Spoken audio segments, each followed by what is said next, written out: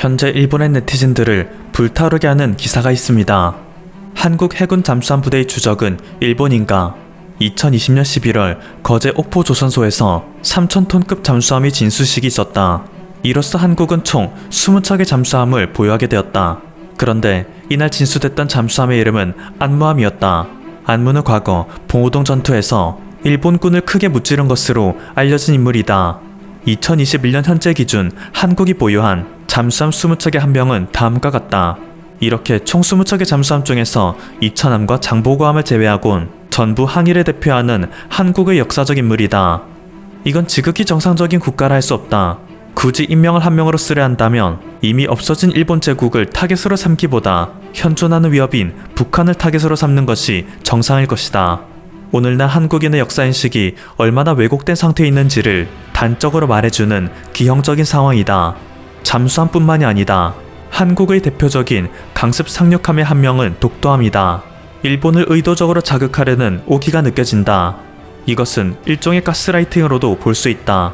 반복적으로 한 명을 말하고 듣다 보면 주적의 개념이 헷갈리는 혼란이 발생할 가능성을 배제할 수 없다. 말도 안 되는 주장을 정성껏 쏘놓았습니다. 현재 한국의 주적은 북한이 맞습니다. 그런데 북한은 해군 전력에서 한국과는 비교할 수 없을 정도로 매우 약한 상대입니다. 또한 역사 속에서 바다를 통해 우리 영토에 침입한 국가는 압도적인 비율로 일본이 많죠. 그래서 대부분 대승을 거둔 해상전은 일본을 상대로 하는 경우가 절대 다수입니다. 여기서 굳이 다른 인물을 찾아 한 명에 붙이는 것이야말로 정치적 목적이 다분히 들어가는 행동이라 할 수 있겠죠. 또한 현재도 일본은 틈만 나면 한국을 해상봉쇄시킬 수 있다면서 자신들의 해군력을 은연중에 과시하고 있으며 명실상부 우리의 고유 영토인 독도를 계속 자신들의 땅이라 주장하는 억지를 부리고 있습니다. 애초에 우리 땅의 독도를 우리 상륙함의 이름에 사용하는 것인데 이것에 대해 왈가왈부할 권리는 일본에게 없습니다. 그런데 아니나 다를까 이 기사를 본 일본 네티즌들은 불타오르고 있습니다. 괜찮습니다. 일본 역시 적국이라 생각하고 있기 때문입니다. 그리고 해전 경험은 물론이고 잠수함의 운용 경력, 숙련도는 물론 성능도 일본은 한국을 안중에 둘 필요도 없는 상대라고 생각하고 있습니다. 나라의 공식적인 군대도 두지 못하고 과거 해전에서 한국에게 무수히 많은 패배를 거둔 국가가 일본인데 이분은 평행세계에서의 일본 역사를 배운 듯합니다. 이런 어처구니없는 기사가 작성되고 이렇게 역사에 무지한 댓글이 베스트 댓글이 된다니 현재 일본인들이 한국에 대해 얼마나 많은 피해의식과 열등감을 지니고 있는지 알 수 있습니다. 물론 몇몇 일본인들이 해군력에서만큼은 자신감을 갖고 있는 게 영 근거 없는 소리는 아닙니다. 2020년 기준 일본은 세계 해군력 순위 4위이고 한국은 세계 해군력 순위 8위로 일본이 조금 앞서기 때문이죠. 실제로 일본이 독도에 대한 도발을 계속하는 것 역시 그들은 언제든지 마음만 먹으면 독도를 무력으로 빼앗을 수 있다는 자신감이 기인합니다. 하지만 이것은 반대로 그들은 마음만 먹으면 무력으로 독도를 빼앗을 수 있음에도 그들이 주장하기로 그들 고유의 영토인 독도를 한국에게 계속 불법 점유당하고 있다는 것은 자신들 역시 독도가 사실은 한국의 땅이라는 사실을 잘 알고 있다는 것을 인정하고 있는 것이나 마찬가지였습니다. 일본의 독도 도발이 가장 극에 달했던 시기가 있습니다.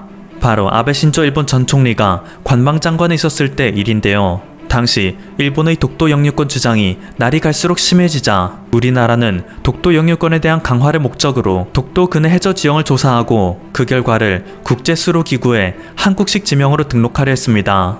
그리고 이 소식을 들은 일본은 독도는 한국과 일본의 영유권 분쟁 지역이니 일본에게도 해저 지형을 조사할 권리가 있다라며 자신들도 탐사선을 보내겠다고 통보했죠. 일본의 통보를 들은 한국은 해경을 출동시켜 독도 주변 경계 근무를 강화하기로 결정했는데요. 일본이 탐사선만 보낸다고 했었기에 군사적 대응을 하는 것은 다소 과민 반응으로 보일 수 있으니 다수의 해경 선박만 출동시켜 혹시 모를 미연의 사태를 방지하기 위함이었습니다. 그리고 시간은 흘러 어느덧 일본이 탐사선을 보내기로 한 당일이 되었죠. 예고한대로 일본의 해양 탐사선이 독도를 향해 오는 것이 관측됩니다. 그런데 경계를 강화하며 해양 탐사선을 지켜보던 우리 해경은 잠시 후 일본의 이것을 보고 비상사태에 빠지고 마는데요. 해양 탐사선의 뒤로 일본의 해상자위대 선박이 줄줄이 따라오고 있었던 것입니다. 아무런 예고도 없이 한국의 영해에 접근하는 황당한 상황이었죠. 극단적으로 말하면 기습 침투나 다름없는 것이었습니다. 당연히 이 소식을 전해 들은 우리 군 당국은 발칵 뒤집어졌고 즉각 근처에 있던 이순신급 방공 구축함 한 대를 출격시켰으며 당시 들여온 지 1년도 안 됐던 F-15K 편대를 대구 K2 공군기지에서 긴급 출격시켰습니다. 더 이상 접근하지 말라는 말에 일본은 황당한 대답을 했습니다. 단순한 자위대 훈련에 불과하다.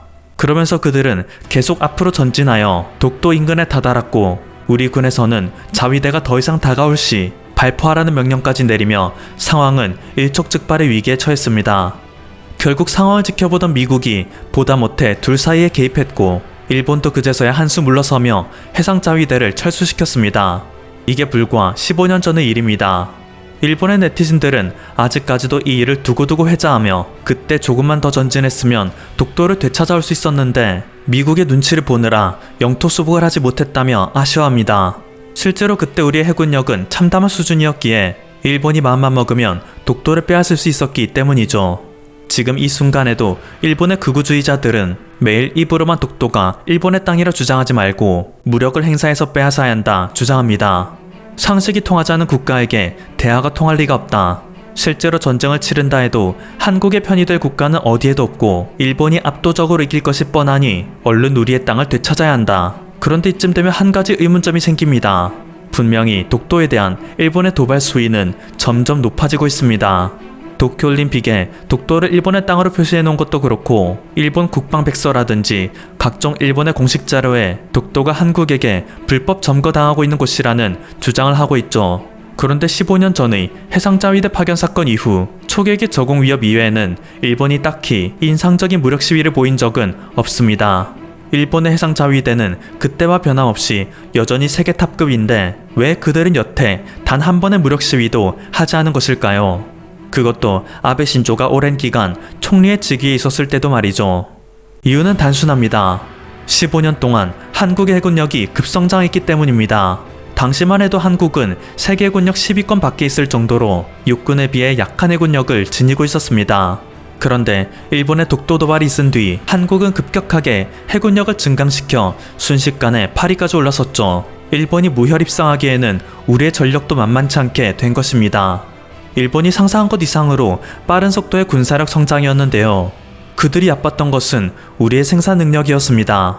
합법적인 군대를 운용할 수 없어 모든 전투 장비를 해외로부터 구입하는 수밖에 없는 일본과 달리 우리는 북한과 대치 중이라는 특수한 상황으로 인해 지금 이 순간에도 신무기를 쏟아내는 무기 생산국입니다. 현재는 세계의 수많은 국가들이 우리의 무기를 사기 위해 줄지어 기다리고 있는 상황이죠. 이전까지는 북한과 대치하는 특수한 상황으로 해군력보다는 육군력에 주로 치우쳐 개발을 했습니다. 해상전 전력은 미 해군 7함대에 의존했습니다. 하지만 일본의 독도 도발로 인해 해상안보 위협이 가시화되자 우리는 해군력을 증강시킬 명분도 생겼습니다. 2008년, 2010년, 2012년 연속하여 세척의 세종대왕급 구축함을 취역시켰고 2008년 이후에는 총 18척의 윤영하급 유도탄 고속함을 취역시켰죠.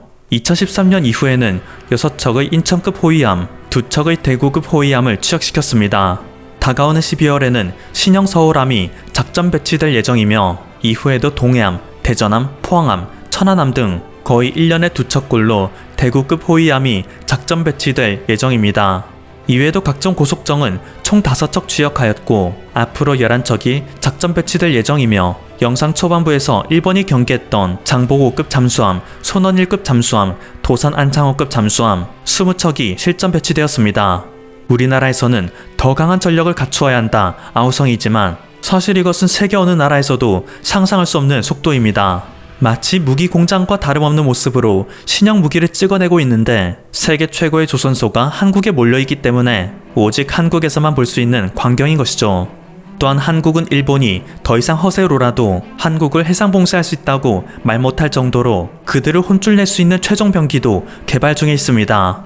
그것은 바로 초공동 어뢰인데요. 바닷속 패트리어 미사일이라 불리는 이 어뢰는 속도가 무려 시속 800km에 달하는 괴물 로켓 미사일입니다. 원래대로라면 물체가 수중에서 운동할 때에는 공기보다 1000배에 가까운 유체 저항을 받기 때문에 어뢰가 고속으로 추진하는 것은 한계가 있지만 이를 극복하기 위해 어뢰 표면과 유체 사이에 물이 없는 빈 공간, 초공동을 형성하면 항력이 대폭 줄어들어 어뢰가 마치 물속의 공기층을 날아가는 것 같은 과학 현상을 이용한 최첨단 무기이죠. 다음은 한국국방과학연구소 ADD에서 공개한 시험 영상으로 마치 CG를 보는 듯이 엄청난 속도로 발사되는 것이 보입니다. 원래 이 기술은 철저한 기밀로 유지되고 있기 때문에 미국, 러시아, 독일과 같은 정통 군사 강국이 아니면 차마 개발할 엄두도 못 내는 기술입니다. 하지만 한국은 1980년대 이후 미국의 어뢰를 받아 낱낱이 뜯어서 구조를 살펴보고 미국에 직접 가서 어뢰 기술을 탐방해본 결과 2003년 최초의 국산 중어뢰 백상어를 실전 배치하고 2005년에는 최초의 경어뢰 청상어를 실전 배치할 정도로 이미 어뢰에 대한 자체 기술력이 상당한 상태이죠. 그렇기에 다른 군사 선진국이 보안을 위해 다른 나라에는 팔지도 않아 일본은 갖고 싶어도 갖지 못하는 초공동 어뢰를 우리나라는 완성 임박 단계에 이른 것입니다. 만약 이것이 실전 배치된다면 SLBM과 초공동 어뢰는 해상전에서 비대칭 전력이나 마찬가지이기에 일본이 제 아무리 한국보다 수적으로 우세하다고 한들 한국은 일본의 사정거리가 닿지도 않는 원거리에서 SLBM과 초공동 어뢰만으로 일본 해상자위대를 초토화시킬 수 있는 수준에 오른다고 합니다. 그렇다 보니 일본은 영상의 앞부분에서 소개되었던 기사처럼 한국의 잠수함 전력이 일본을 적국처럼 대하고 있는 것에 더욱 민감하게 반응할 수밖에 없는 것입니다. 이전까지는 일본이 한국을 해상 봉쇄할 수 있는 것처럼 얘기했지만 한국이 초공동 어뢰의 개발까지 마친다면 반대로 일본은 항상 한국의 기습 공격에 떨어야 하기 때문이죠. 지금까지 퍼플튜브였습니다. 여러분의 구독과 좋아요 그리고 알림 설정은 콘텐츠 제작에 큰 힘이 됩니다. 감사합니다.